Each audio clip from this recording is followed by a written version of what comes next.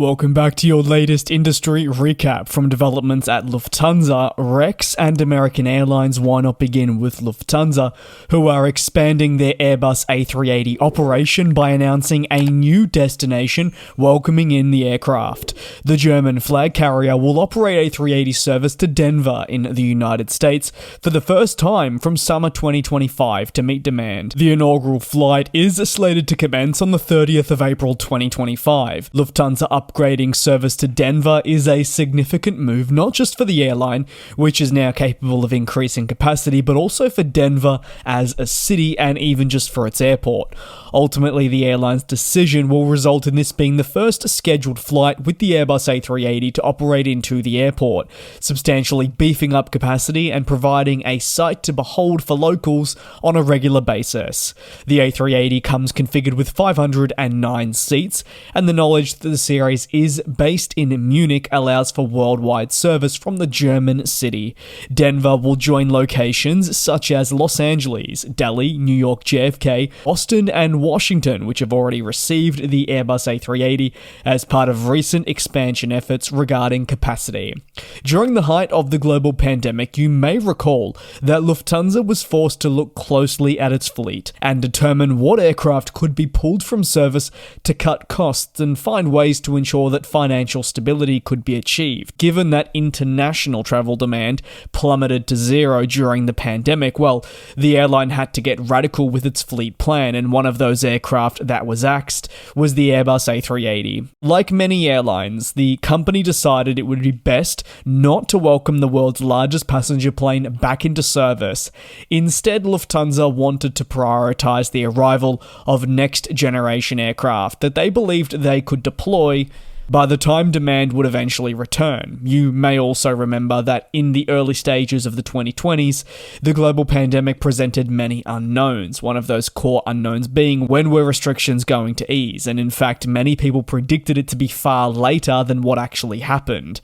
That's because when demand surged, well, Lufthansa found itself needing to bring back high-capacity aircraft to cope with the strong desire for people to travel. Fortunately, however, there was a great deal of emphasis on keeping the 380 flying due to the subsequent supply chain drama that would ensue after, confirming the airline's need to keep the aircraft around.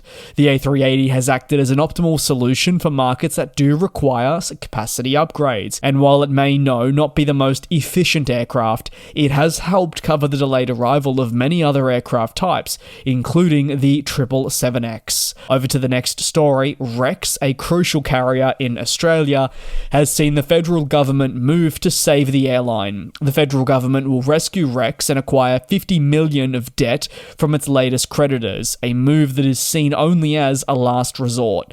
Much of the debt that has been discussed increases pressure on Rex to survive. There were fears that the company may collapse entirely if no party came to rescue it.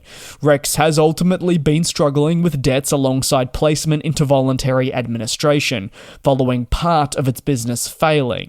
The business involved jet power operations for only a short period, utilizing a fleet of Boeing 737s between capital cities such as Melbourne and Sydney, therefore really providing competition to more extensive and established companies such as Qantas. The loss of Rex between these capital cities still is a loss. Fear of the airline collapsing completely, however, is a much more cause for concern, and losing a big part of the country's regional aviation network has been deemed as just not on. So therefore, having some support is totally necessary. The Australian federal government is taking that critical step to help Rex.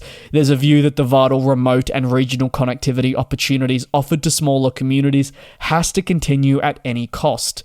If Rex did not offer them, the ongoing fear was that not only would the options be way more limited than ever before, but prices would rise astronomically, as we would only see a handful of operators serving these much smaller markets. And this would price many people out of travel and the regional connectivity that they they really do need and deserve. The additional backing of the government now gives Rex the much needed peace of mind to continue try work through its debt directly with creditors, but in a manner where at least it knows that its survival will be prioritised because the government values its position in Australia. Ensuring the regional carrier sticks around is really a key importance of the Australian aviation industry.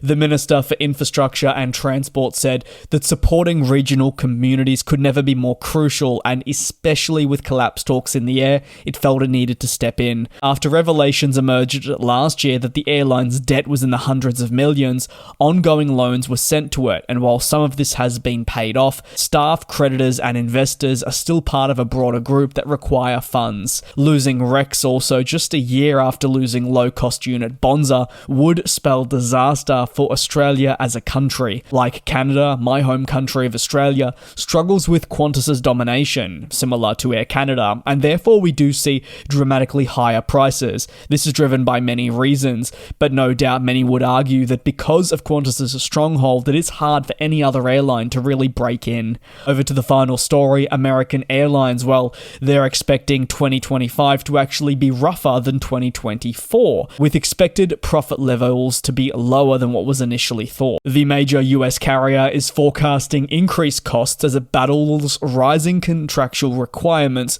with employees following agreements it signed in 2024. Many airlines have faced similar challenges over the last 2 years, with employees striking to try and secure better contracts to combat the rise of living. While strike action was on their part seen as a last resort, and they eventually did get that contract that they felt they deserved, the implications of operational suspensions were often enough to ensure that the airline then came to the table to meet what those employees wanted.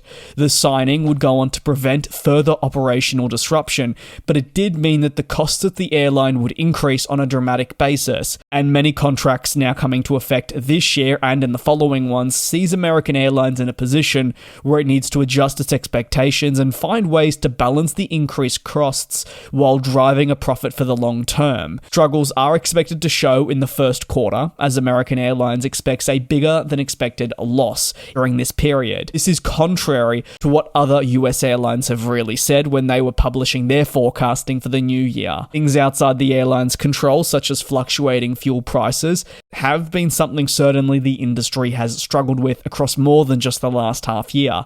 What hasn't helped is that prices have increased. Comparing American Airlines to some of your other bigger competitors such as United and Delta has really shown quite a big gap between them all. American has faced a lot more challenge over the last 12 months than positivity, which has certainly been also shown through shareholder views. However, its jumps have just not been as high as what competitors have seen. The carrier faced a year of relationship mending on many different accounts, and in contrast, its competitors, while certainly experienced some labour struggles, did not feel it on the same front, and were able to make groundbreaking announcements to really set themselves up nicely for the future. American Airlines would feel that maybe they didn't have the exact same outcome. Take care, do be safe. That'll conclude today's industry recap. I'm keen to hear your thoughts down below in the comments on any of the stories I've taken a look at. Thanks for watching, and I'll see you tomorrow.